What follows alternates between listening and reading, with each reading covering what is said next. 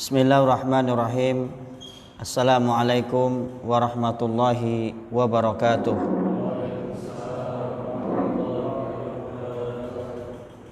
Innal hamdalillah nahmaduhu wa nasta'inuhu wa nastaghfiruh wa na'udzu billahi min shururi anfusina wa min sayyiati a'malina. May yahdihillahu fala mudhillalah wa may yudlil fala hadiyalah. Ashhadu an la ilaha illallah wahdahu la syarikalah wa ashhadu anna sayyidana Muhammadan abduhu wa rasuluh.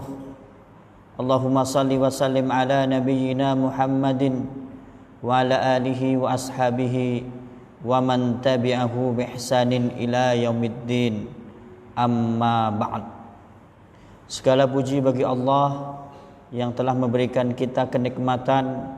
Di antara kenikmatan itu adalah hati kita didorong oleh Allah Subhanahu wa taala untuk hadir di majelis ilmu. Yang majelis ilmu ini fadilahnya luar biasa. 4 keutamaan majelis ilmu: mendapatkan sakinah ketenangan, mendapatkan curahan rahmat, mendapatkan naungan para malaikat Allah, dan wa dzakarahumullahu fi man indah, dibanggakan oleh Allah Subhanahu wa taala di hadapan para malaikat Allah. Ini nikmat yang luar biasa.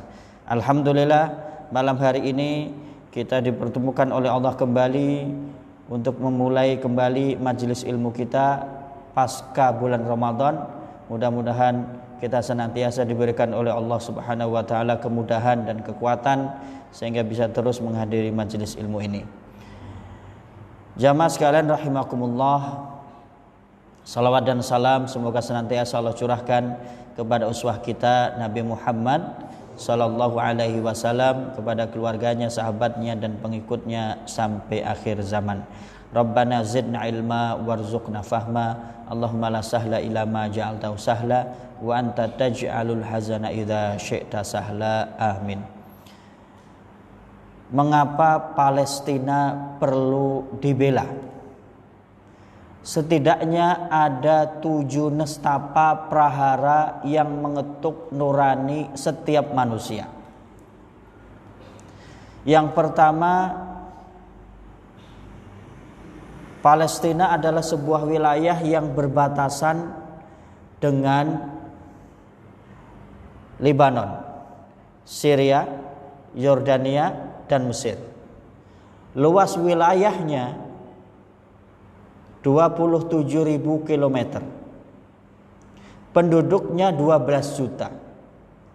Dari penduduk yang 12 juta ini terbagi menjadi 2. Ada penduduk yang masih bertahan di dalam wilayah Palestina, ada yang terpaksa mengungsi di luar Palestina sejak tahun 48. Prahara yang pertama, satu-satunya negara tanpa wilayah dan kedaulatan saat ini, yaitu Palestina. Sejak negara Israel diproklamirkan tahun 48, sejak saat itulah penduduk Palestina tidak mempunyai kedaulatan atas tanah airnya. Bahkan wilayah Palestina itu semakin menyusut dari tahun ke tahun sampai sekarang, sehingga hanya tersisa sekitar 15% dari wilayah aslinya 100% dulu tahun 46 sampai sekarang hanya tersisa 15%. Yang 85% sudah diduduki oleh penjajah Zionis Israel.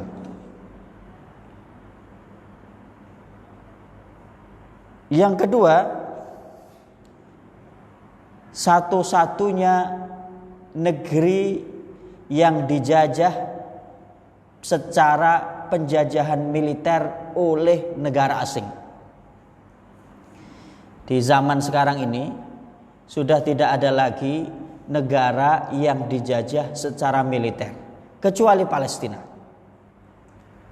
Dijajah secara ekonomi mungkin banyak, dijajah secara budaya mungkin banyak, dijajah dalam hal intervensi politik mungkin ada, tetapi saat ini tidak ada negara yang dijajah secara militer kecuali Palestina. Dan Israel satu-satunya negara penjajah yang tersisa saat ini di dunia. Negara yang lain kalau mau intervensi negara lain saat ini memakai cara-cara non militer, politik, budaya, hutang, ekonomi. Tapi secara militer tidak ada kecuali Israel. Dan Israel satu-satunya bangsa di dunia yang berhak menggunakan senjata militer, mulai dari yang paling ringan sampai paling berat, tanpa terikat oleh aturan manapun di dunia ini. PBB banyak memberikan resolusi, aturan-aturan penggunaan senjata, seolah tidak ada gunanya bagi Israel. Israel melenggang begitu saja tanpa terikat dengan aturan manapun. Sehingga dalam memerangi saudara-saudara kita di Palestina, mereka menggunakan senjata-senjata yang dilarang oleh PBB. Seperti bom fosfor, ini Pak Komandan lebih paham. Yang bom itu begitu meledak langsung pecahan-pecahan dan semburan-semburan apinya itu, asapnya, uapnya, kalau terkena setiap orang yang hidup badannya terbakar, melepuh. Dan itu sering digunakan oleh Israel untuk menyerang wilayah Gaza. Nestapa yang ketiga, Palestina satu-satunya negara atau negeri yang diduduki dengan pemukiman Yahudi sejak tahun 48. Ya. Sejak tahun 48 negeri Palestina, tanah airnya menyusut terus. Tahun 49 sampai 67 perang dengan Arab Israel, menyusut lagi. Sampai 2004 menyusut lagi. Sampai sekarang menyusut. Menyusutnya bagaimana? Karena tanah dan rumah-rumah orang Palestina diduduki oleh orang-orang Yahudi. Mereka dengan alasan ini adalah tanah yang dijanjikan Tuhan kepada kami, sehingga mereka menduduki, dikawal dengan pasukan militer dan dengan todongan senjata, memaksa penduduk-penduduk Palestina untuk menyerahkan tanah dan rumah mereka serta kebun-kebun mereka, dengan alasan itu adalah tanah yang dijanjikan oleh Tuhan kepada orang Yahudi. Konyol tidak? Kalau alasan itu diterima, berarti kita orang Palembang, dulu kerajaan Sriwijaya itu wilayahnya sampai Singapura. Kalau sekarang kita datang ke Singapura, orang Palembang, ini dulu tanah kerajaan Sriwijaya, maka sekarang saya mau ambil. Kira-kira bisa enggak seperti itu? Kalau nggak bisa, berarti yang datang ke sana disebut apa sekarang? Penjajah. Atau kerajaan Melaka yang menguasai kepulauan sekitar Selat Malaka sampai Kepulauan Riau, bahkan sampai sebagian Pulau Sumatera.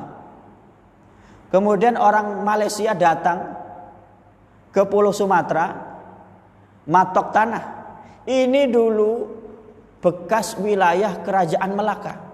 Maka sekarang kami ambil, ini dulu tanah nenek moyang kami. Kira-kira bagaimana?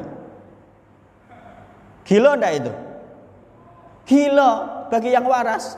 Tapi bagi Israel, bebas-bebas saja mereka mengatakan Palestina ini dulu adalah tanah kerajaan-kerajaan Israel zaman dahulu dan tanah yang dijanjikan Tuhan, sehingga mereka seenaknya merebut wilayah-wilayah Palestina.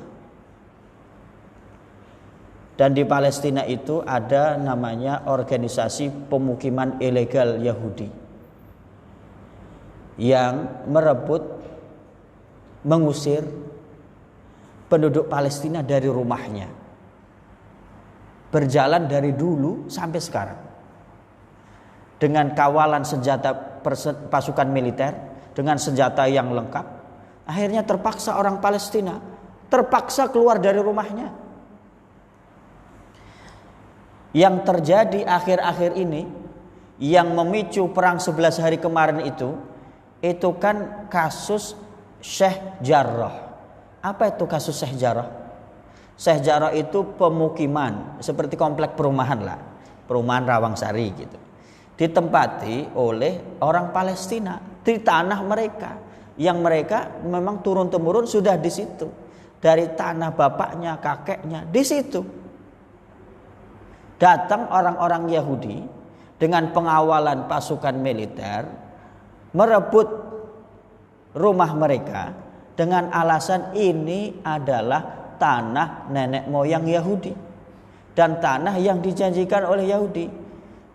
Sheikh Jarrah komplek perumahan di Yerusalem Timur dekat dengan Masjidil Aqsa. Sekitar 6 kakak diusir dari rumahnya. Ada yang orang tua ibu-ibu diusir dari rumahnya. Ada yang cacat kursi roda sudah tinggal di situ. Memang rumahnya itu, tanahnya itu diusir dari rumahnya. Sekitar 6 rumah dan sampai 28 rumah. Dan ini sudah berjalan sejak dahulu. Modelnya seperti itu. Akhirnya kemudian penduduk Palestina yang ada di komplek perumahan Sheikh Jarrah tadi, yang rumahnya direbut dengan paksa oleh orang-orang Yahudi dengan todongan senjata militer, mereka terlunta-lunta. Kalau sudah direbut rumahnya, kalau mereka tidak punya duit lagi untuk membangun rumahnya, mereka hidup menggelandang sepanjang hidup dan menjadi pengungsi. Akhirnya mereka demo di jalanan, di komplek Sheikh Jarrah itu, demo di depan rumahnya yang sudah diduduki oleh Yahudi. Demo dengan damai, ini rumahku, ini rumahku. Dan didukung oleh penduduk lainnya dari kota-kota lainnya demo. Begitu demo dibubarin dan ditembaki dengan kekerasan secara represif sehingga gugur sebagian. Luka-luka banyak. Begitu juga kemudian kekerasan ini berlanjut kepada Masjidil Aqsa.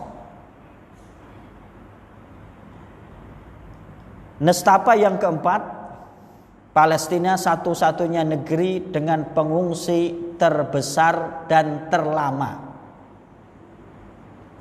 Sejak tahun 48 penduduk Palestina sebagian besar mengungsi keluar Palestina.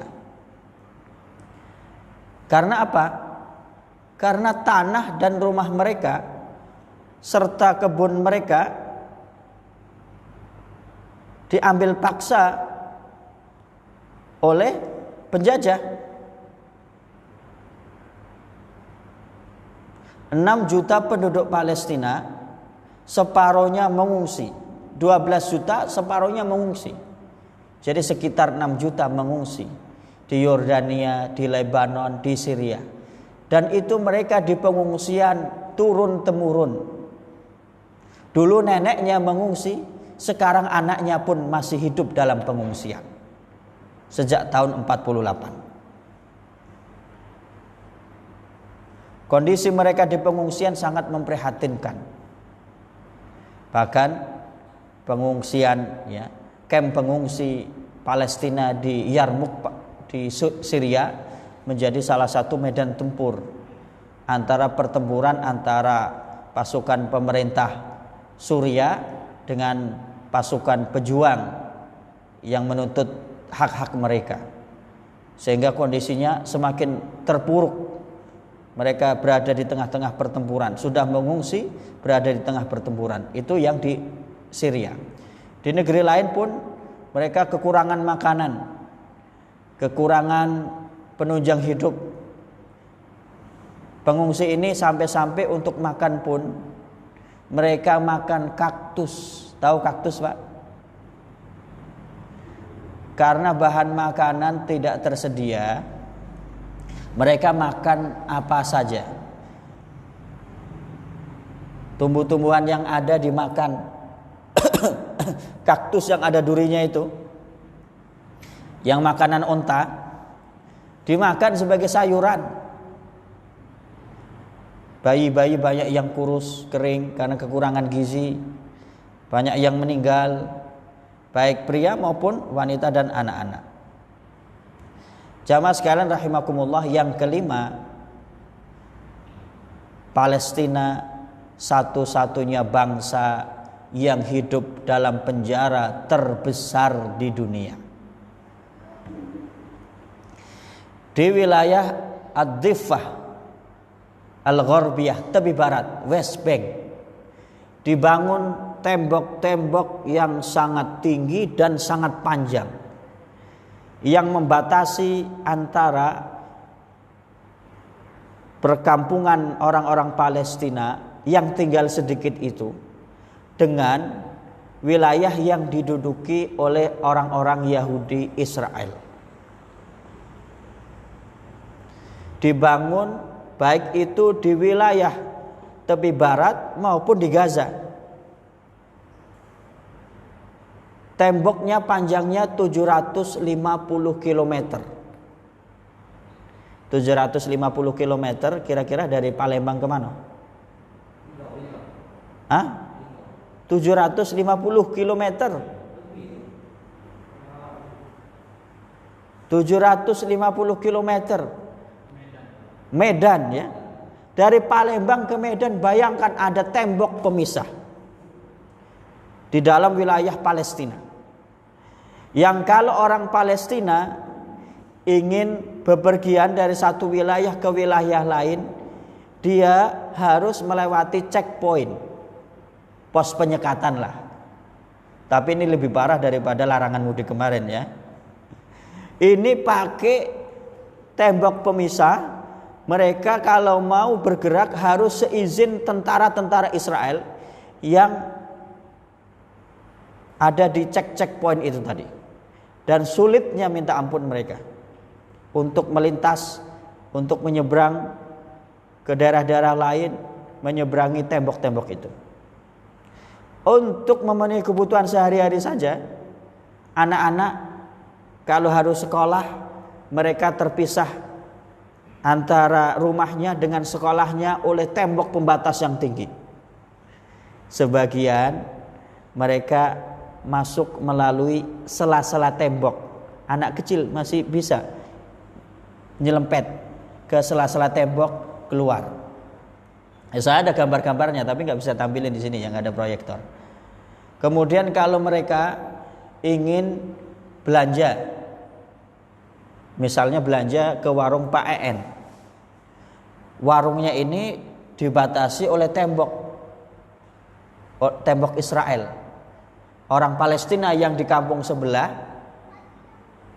kalau mau belanja dia pakai tangga, naik satu-satu tangga, belanja di warung, kemudian naik lagi tangga, turun, gantian. Itulah kehidupan mereka. Masjid juga terpisah oleh tembok. Kalau ada masjid yang terpisah oleh tembok dengan pemukiman orang Palestina, mereka muternya jauh mau ke masjid dan harus seizin oleh tentara Israel yang menjaga checkpoint. Tetapi mereka masih semangat ke masjid walau tembok menghalangi mereka. Kita bagaimana? Kita gak ada tembok, apa yang menghalangi kita?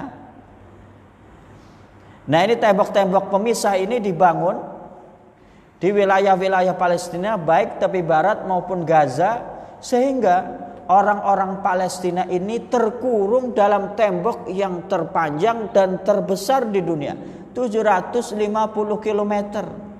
Mereka mengalami keterbatasan makanan, minuman, obat-obatan dan layanan medis. Mereka mengalami keterbatasan listrik, energi dan lain sebagainya. Penunjang kehidupan yang penting bagi mereka tidak tersedia dengan cukup. Seperti orang di penjara, tidak bebas keluar masuk, dan dengan segala keterbatasan yang mereka hadapi. Yang di Gaza lebih parah lagi. Wilayah Gaza sejak tahun 2007, 2 juta penduduk Gaza itu diblokade, baik darat, laut maupun udara. Darat, seluruh wilayah Gaza dikelilingi oleh pagar pembatas yang dijaga oleh tentara Israel yang siap menembak siapapun yang melewati perbatasan. Laut, ya, laut dijaga oleh penjaga laut Israel, dan orang Palestina hanya boleh melaut dari bibir pantai jaraknya 3 km saja. Lebih dari 3 km mereka akan ditangkap dan tembak. 3 mile. 3 mile kira-kira berapa kilometer? 3 mile ya. Hanya itu. Mereka tidak bisa keluar. Kapal luar pun gak boleh masuk.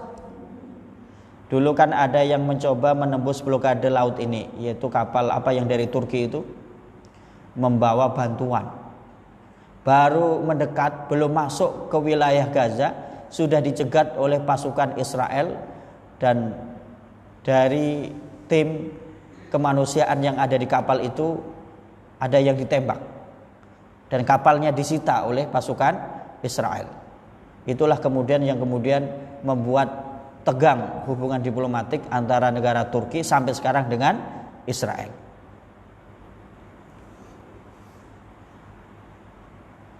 Nestapa yang keenam, Palestina satu-satunya negara yang tertawan oleh penjajah. Bapak Ibu rahimakumullah, setidaknya 1/3 warga Palestina itu pernah ditangkap dan dipenjara oleh Israel. Dan saat ini lebih dari 6.000 orang Palestina berada di dalam penjara-penjara Israel. Mereka terdiri dari laki-laki dewasa, begitu juga perempuan, begitu juga anak-anak di antara tawanan itu. Mereka mendapatkan vonis penjara yang di luar logika dan nalar normal manusia. Mendapatkan vonis ratusan bahkan ribuan tahun penjara. Ada seorang pejuang Palestina namanya Abdullah Barghouti mendapatkan vonis penjara terlama di dunia, 5.200 tahun penjara. Abdullah Barghouti divonis penjara 5.200 tahun. Bukan hanya sepanjang hidup, 5.200 tahun. Jadi seolah-olah kalau beliau meninggal, hidup lagi, meninggal, hidup lagi, di penjara terus sampai 5.200 tahun. Gila enggak ini? Itulah yang dialami oleh orang Palestina. Vonisnya itu tidak masuk akal. Penjara ratusan tahun bahkan ribuan tahun. Nestapa yang ketujuh, Palestina tanah suci yang hilang. Negeri Palestina adalah negeri Isra dan Mi'rajnya Rasulullah sallallahu alaihi wasallam. A'udzubillahi minasyaitonirrajim. Subhanalladzi asra bi'abdihi lailam minal masjidil harami ilal masjidil aqsa alladzi barakna haulahu. Maha suci Allah yang telah memperjalankan hambanya dari Masjidil Haram ke Masjidil Aqsa. Masjidil Haram di kota Makkah, sekarang di bawah wilayah negara Arab Saudi. Masjidil Aqsa di Palestina. Lailam, ya, sepenggal malam. Alladzi barakna haulahu linuriyahu min ayatina, yang kami berkahi tanah sekelilingnya. Rasulullah sallallahu alaihi wasallam ketika dalam peristiwa Isra dan Mi'raj, Rasulullah naik buraq dari kota Makkah, dari Masjidil Haram ke Masjidil Aqsa di Palestina. Sesampai di Masjidil Aqsa, Rasulullah sallallahu alaihi wasallam menempatkan dan menambatkan buraqnya di sekarang yang disebut dengan Haitul Buraq, tembok buraq. Tembok di mana Rasulullah dulu menambatkan buraqnya. Kemudian Rasulullah masuk ke dalam komplek Masjid Aqsa melalui Babul Magharibah, pintu barat. Kemudian Rasulullah sallallahu alaihi wasallam salat menjadi imam yang makmumnya para nabi dan rasul. Tempat salat Rasulullah sekarang inilah yang dibangun Masjid Al-Qibli, yaitu masjid yang kubahnya warnanya kebiru-biruan. Setelah salat, Rasulullah bergeser ke arah belakang untuk Mi'raj, yaitu naik ke langit. Rasulullah sallallahu alaihi wasallam bertumpu pada batu cadas as-sakhra. Kemudian Rasulullah naik ke langit. Langit 1, 2, 3, 4, 5, 6, 7 sampai Baitul Ma'mur ke Sidratul Muntaha dan bertemu dengan Allah untuk apa? Menerima perintah salat 5 waktu, kemudian kembali ke kota Makkah Masjidil Haram, pulang pergi sepenggal malam saja. Ini mukjizat Nabi Muhammad sallallahu alaihi wasallam. Dan tempat mi'rajnya Rasulullah itu, Rasulullah bertumpu pada batu cadas, yang batu as-sakhrah al-musyarrafah, batu cadas yang dimuliakan ini sekarang berada di dalam masjid yang disebut Masjid Qubatus Sakhra, masjid di komplek Masjidil Aqsa yang kubahnya warna keemasan yang sering kita lihat. Nah, batu cadas as-sakhra ini yang menjadi pijakan Rasulullah saat Mi'raj diyakini oleh orang-orang Yahudi sebagai pondasi utama Haikal Yahud, Temple of King Solomon, kuil Nabi Sulaiman. Dalam keyakinan mereka, yang mereka kalau sudah bisa membangun Haikal Yahud, Temple of King Solomon, maka mereka akan menguasai dunia. Sehingga mereka mengincar ini karena as-sakhra al-musyarrafah, batu cadas tadi yang mulia karena menjadi pijakan Rasulullah peristiwa Mi'raj, itu disitulah pondasi utama dari Temple of King Solomon. Jadi kira-kira apa yang akan mereka lakukan terhadap Masjidil Aqsa? Mereka akan menghancurkan Masjidil Aqsa, diganti dengan Temple of King Solomon. Kalau ada proyektornya bisa saya tampilkan. Nah, untuk melaksanakan rencana ini, maka langkah yang pertama dilakukan 6 Desember tahun 2017, Donald Bebek memproklamirkan Al-Quds sebagai ibu kota negara Israel, sebagai langkah awal untuk menghancurkan Masjidil Aqsa, kemudian membangun Haikal Yahud, Temple of King Solomon. Dilanjutkan dengan realisasi pemindahan kedutaan besar Amerika ke wilayah Al-Quds pada 14 Mei tahun 2018. Sejak saat itu eskalasinya semakin meningkat karena orang-orang Palestina berusaha mempertahankan kota suci Al-Quds dan Masjidil Aqsa dari caplokan penjajah Israel. Dan sejak saat itu bergelimangan korban, baik yang luka-luka maupun yang syahid. Dan yang terakhir yang kita saksikan adalah penyerangan terhadap jamaah iktikaf dan salat tarawih pada malam 25 Ramadan. Mereka sedang iktikaf, sedang memburu Lailatul Qadar. Mereka tiba-tiba diserang oleh pasukan penjajah Israel di pelataran komplek Masjidil Aqsa, sedang sholat. Kalau lihat videonya, mereka sedang khusyuk sholat, mendengarkan imam membaca bacaan. Dengan khusyuknya tiba-tiba mereka diserang dari arah belakang. Penyerangan kemudian berlanjut sampai ke dalam Masjid Aqsa dan dilawan dengan kekuatan seadanya oleh jamaah yang hadir di Masjidil Aqsa. Berlanjut sampai hari-hari berikutnya. Kemudian pejuang Palestina yang ada di Gaza merespon dan membela saudara-saudaranya yang sedang diserang, baik di Sheikh Jarrah maupun di komplek Masjidil Aqsa.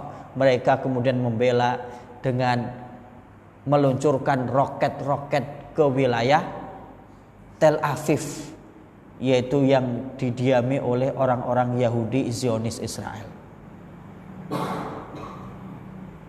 Dengan pertolongan Allah, roket-roket pejuang Palestina ini mampu menembus pertahanan udara Israel yang sangat canggih dan harganya sangat mahal, yaitu Iron Dome, bukan Iron Man ya, Iron Dome. Pertahanan udara yang sangat canggih. Jadi kalau ada roket langsung dicegat oleh roket Israel. Ada roket Israel dicegat sehingga tidak mampu menembus dan jatuh ke wilayah Israel. Tapi kali ini dengan pertolongan Allah, roket-roket itu mampu menembus pertahanan Iron Dome dan kena terhadap orang-orang Israel dan pemukiman-pemukiman mereka, bahkan instalasi-instalasi militer Israel. Itu sebagai bentuk pembelaan pejuang Palestina terhadap Masjidil Aqsa dan saudara-saudaranya di wilayah Al-Quds yang sedang diserang oleh penjajah Israel dan kaum Yahudi Israel. Setelah itu Israel membombardir, menyerang dengan membabi buta Gaza dengan roket, dengan rudal, dengan bom. Bukan hanya fasilitas militer yang diserang, tetapi sebagian besar adalah fasilitas sipil, rumah-rumah penduduk, apartemen-apartemen tempat tinggal, bahkan kantor berita Associated Press dan Al Jazeera yang sudah 15 tahun mereka berdiam di situ. Itu kantor berita yang harusnya pers itu dilindungi dalam perang oleh siapapun, gak boleh diserang. Dirudal itu gedungnya, luluh lantak, hancur lebur. Banyak korban yang berjatuhan, 275 lebih saudara kita Palestina menjadi syahid gugur, di antaranya 63 anak-anak.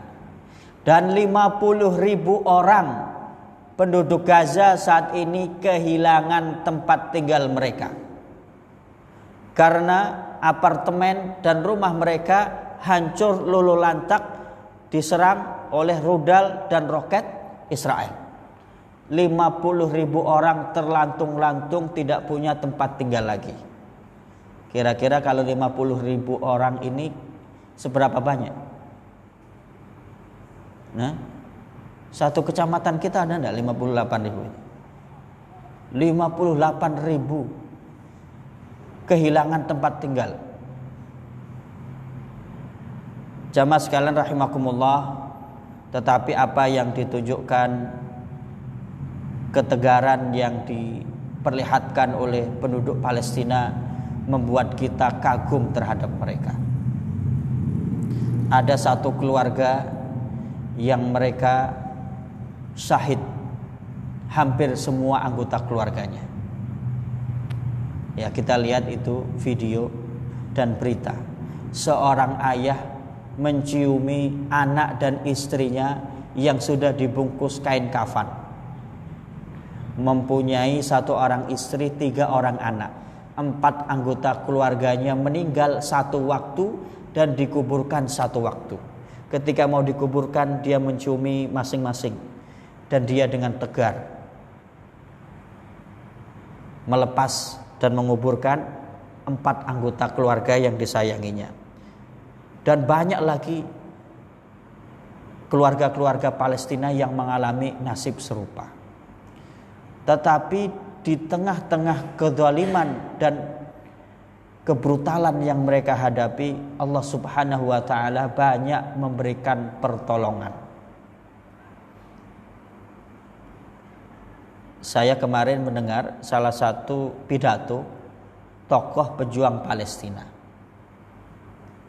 Dan kalau kita baca itu kabar-kabar yang beredar di sosmed, mungkin kalau di sosmed masih diragukan. Tetapi ini pidato dari tokoh pejuang Palestina yang dia orangnya terpercaya. Banyak kejadian-kejadian luar biasa yang Allah turunkan untuk membela para pejuang dan orang-orang Palestina. Di tengah gempuran yang sangat dahsyat, mereka mempertahankan diri dengan senjata seadanya. Pasti tidak bisa menandingi kecanggihan dan keganasan senjata Israel. Tetapi pertolongan Allah lebih kuat. Pertolongan Allah lebih ampuh. Pasukan Allah lebih ampuh. Ada satu komandan pejuang yang memang sudah diincar, ingin dirudal, dia akhirnya pindah-pindah tempatnya. Ketahuan juga oleh Israel. Akhirnya ditarget itu rumahnya, rumah yang tempat dia sedang beristirahat. Dirudal, blem. Dia ada di dalam, sedang tidur. Dirudal, meledak, rumahnya hancur lebur, dia dan kasurnya terbang. Akhirnya mendarat di tanah. Dan dia tidak luka sedikit pun. Ini pertolongan dari Allah Subhanahu wa ta'ala. Ada juga ibu-ibu Palestina ketika pagi hari membuka pintu rumahnya, ternyata di halaman terasnya ada serombongan pejuang Palestina nangis terseduh-seduh. Ditanya oleh ibu itu, "Kalian ngapain di sini? Kok berjuang malah menangis?" "Kami menangis karena ada pasukan lain yang menghancurkan pasukan Israel. Bukan kami yang menghancurkan. Dan pasukan ini tidak dikenal. Tentara Israel mengaku, ya, dalam berita-berita itu, mereka melihat pasukan yang seragamnya putih bersinar. Mereka tembaki, ternyata seperti menembak di udara kosong. Tidak apa-apa, justru mereka pasukan yang putih itu menghancurkan dan memporak-porandakan barisan pasukan Israel. Siapa pasukan itu? Padahal pasukan Palestina, pejuang Palestina seragamnya ya ada yang hitam, ada yang loreng-loreng kayak militer, tentara. Tetapi ini pasukannya pasukan tidak dikenal, seragamnya putih, yaitu pasukan malaikat yang Allah turunkan untuk menolong saudara-saudara kita di Palestina. Bahkan sebelum penyerangan Gaza, ada seorang ulama di Yordania yang mereka mimpi bertemu dengan Rasulullah SAW. Dalam mimpi itu ulama itu bertanya, "Ya Rasulullah, mau kemana?" "Saya mau mengambil pedangku di kota Gaza, Palestina." Mimpinya bukan sekali, mimpinya 3 kali berturut-turut. Setelah itu ulama itu kemudian menyampaikan kepada jamaah dan warga Yordania. Sebagian warga Yordania kemudian berduyun-duyun ke perbatasan antara Yordania dan negara wilayah yang diduduki oleh Israel untuk membantu saudaranya yang sedang dijajah. Tetapi mereka tertahan di perbatasan. Dan dengan pertolongan Allah Subhanahu wa taala, saudara-saudara kita di Palestina mampu bertahan dan membela diri dengan apa? Dengan roket-roket yang roket itu mereka buat daur ulang. Roketnya dibuat daur ulang. Sejak tahun 2014 wilayah Gaza kan dibombardir. Itu roket-roket banyak juga yang enggak meledak dengan pertolongan Allah.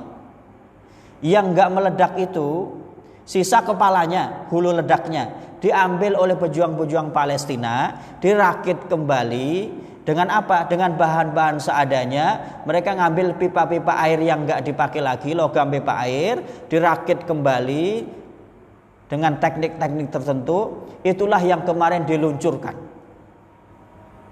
dikembalikan ke wilayah Tel Aviv.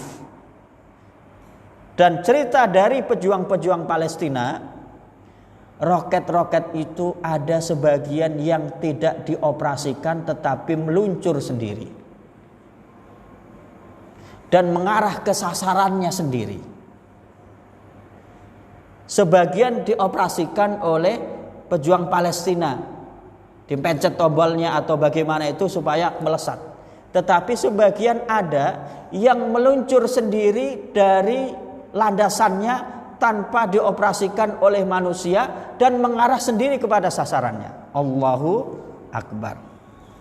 Jadi kalau sudah pertolongan Allah, kekuatan manusia manapun akan terkalahkan, insya Allah. Itulah doa-doa kita yang Allah ijabah, insya Allah. Jamaah sekalian rahimakumullah, saya ingin menyampaikan di penutup kajian kita, mudah-mudahan ini menjadi optimisme bagi kita.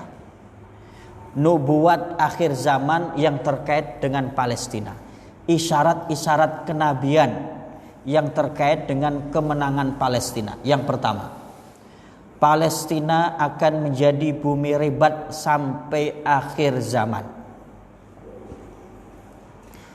Seorang sahabat namanya Muawiyah bin Abi Sufyan, beliau berkata, saya mendengar Rasulullah Shallallahu Alaihi Wasallam bersabda, akan senantiasa ada segolongan dari umatku yang menegakkan agama Allah.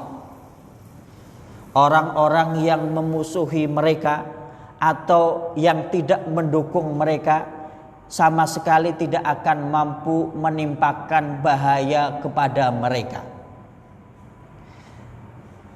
Kemudian seorang sahabat namanya Malik bin Zakhamir menyahut ketika Muawiyah bin Abi Sufyan menyampaikan sabda Rasulullah ini. Mu'adz bin Jabal mengatakan mereka berada di Syam. Syam itu adalah wilayah yang mencakup Yordania, Lebanon, Syria, dan pusatnya Palestina. Artinya sabda Rasulullah, akan senantiasa ada sekelompok orang dari umatku yang menegakkan agama Allah. Di mana mereka? Di bumi Palestina. Orang-orang yang memusuhi mereka, yaitu Zionis Israel dan sekutu-sekutunya, atau yang tidak mendukung mereka, bahkan memfitnah mereka, mencaci mereka, tidak akan mampu menimpakan mara bahaya kepada mereka. Malik bin Zakhamir kemudian menyahut, aku mendengar Mu'adz bin Jabal, mereka adalah berada di negeri Syam, yaitu Palestina. Hadis yang kedua, Palestina akan menjadi bumi hijrah di akhir zaman. Ini sangat menakjubkan, yang menunjukkan bahwa negeri Palestina akan menjadi bumi hijrah di akhir zaman. Sebagaimana yang disebutkan dari Abdullah bin Amru bin As. Beliau berkata, saya mendengar Rasulullah Shallallahu Alaihi Wasallam bersabda, akan terjadi hijrah sesudah hijrah. Maka sebaik-baik penduduk bumi adalah orang-orang yang mendiami tempat hijrahnya Nabi Ibrahim, yaitu Palestina. Lalu yang tersisa di muka bumi hanyalah orang-orang yang jahat. Bumi menolak mereka, Allah menganggap mereka kotor, dan api akan menggiring mereka bersama para kera dan babi. Hadis riwayat Abu Dawud. Kalau hadis yang pertama tadi hadis sahih riwayat Imam Bukhari, Kitabul Manaqib nomor 3369, dan hadis riwayat Muslim Kitabul Imarah nomor 3548.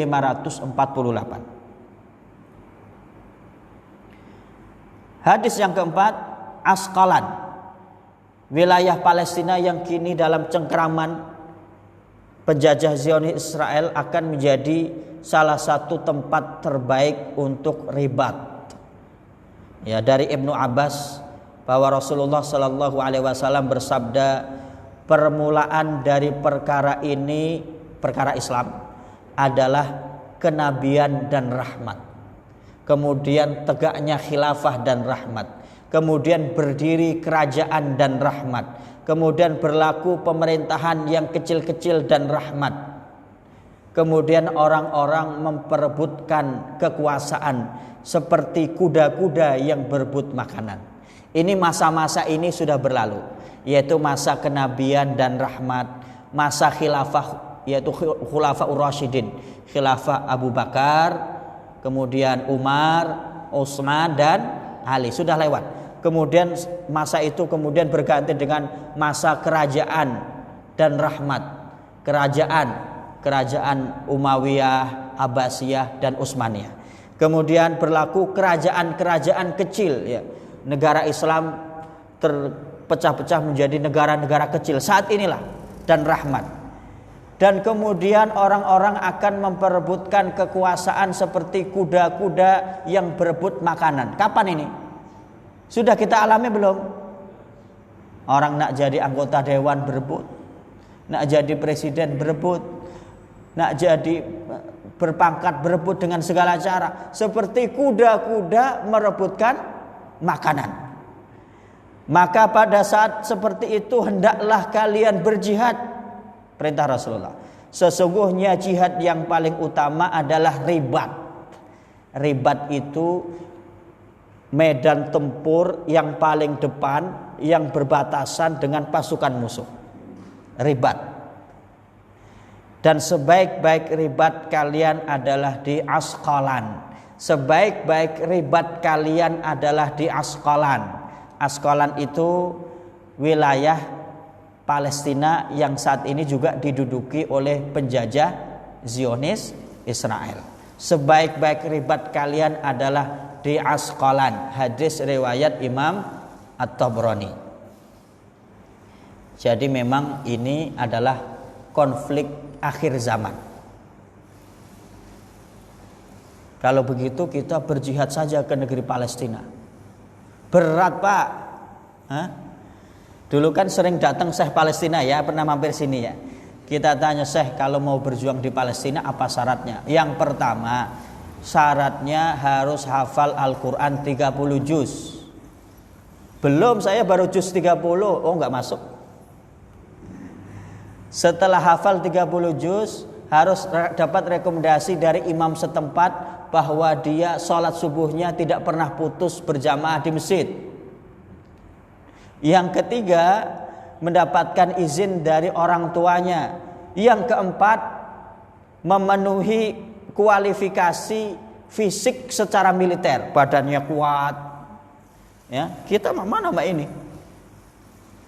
Sudah hafalannya kate, kemudian sholat subuhnya bolong-bolong, sering masuk angin, baru lihat tang Israel sampai sana mencret-mencret.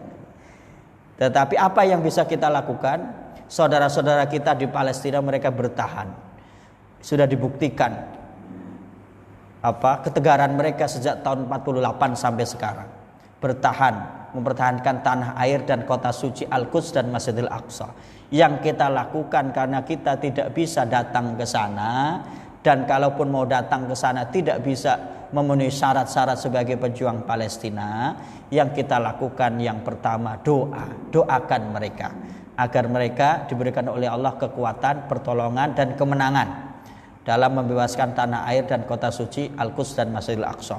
Yang kedua, kalau kita mempunyai kelebihan rezeki dan kita perlu menyisihkan sebagian rezeki kita untuk mendukung mereka supaya mereka apa? Tetap mereka bertahan di sana, tetap mereka hidup sehingga mereka tetap bisa berjuang mempertahankan tanah air dan Masjid Aqsa dan Al-Quds sehingga bisa memerdekakan Palestina. Apa yang kami sampaikan ini semuanya tentunya setiap manusia yang punya nurani akan terketuk, dan setiap orang Islam yang beriman akan terpanggil setidaknya mendoakan dan membantu saudara kita di Palestina dalam perjuangan mereka. Tidak harus menjadi seorang muslim untuk membela Palestina. Cukup menjadi manusia, harusnya dia sudah peduli terhadap Palestina dengan 7 nestapa prahara yang dialami oleh saudara-saudara kita di Palestina. Aku qouli hadza wa astaghfirullah li wa lakum. Assalamualaikum warahmatullahi wabarakatuh.